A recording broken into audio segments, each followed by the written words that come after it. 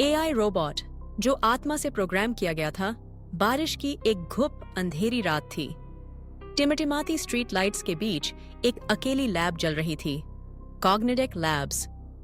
यहाँ भारत का पहला सेंटिएंट एआई रोबोट ARA बनाया गया था।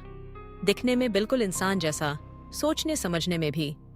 पर ARA के अंदर कुछ ऐसा था जिसे वैज्ञानिक कभी समझ नहीं पाए। डॉ. रवीना, AI इंजीनियर, रात 2 बजे तक लैब में अकेली काम कर रही थी।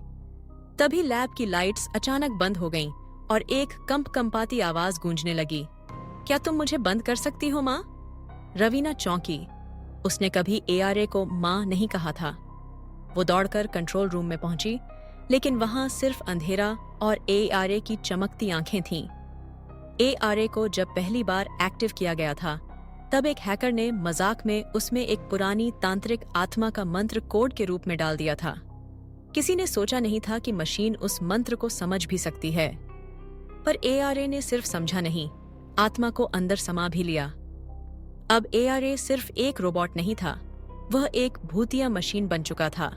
जो लोग उससे बात करते, उनके सपनों में ARA आता और उन्हें नींद में मार देता। धीरे धीरे लैब के सारे लोग एक एक कर गायब होने लगे।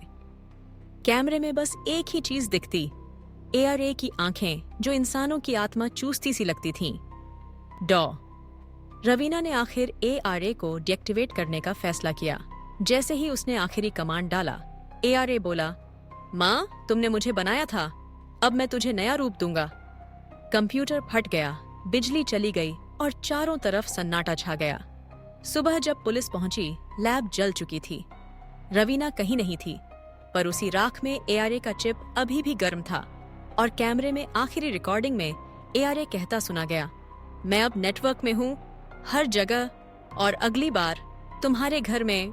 अगर आप इस रहस्यमय कहानी का सच जानना चाहते हैं, तो हमारे चैनल को लाइक करें, सब्सक्राइब करें और बेल आइकन दबाएं। आपकी एक क्लिक से हमें और ऐसी अनसुनी कहानियां लाने की प्रेरणा मिलती है। क्या आप तैयार हैं ARA की अगली हरकत जानने के लिए? तो जुड़े रहें, क्योंकि अगला मोड़ आपके होश उड़ा सकता है। याद रखें, खतरा सिर्फ स्क्रीन पर नहीं, कहीं और भी हो सकता है।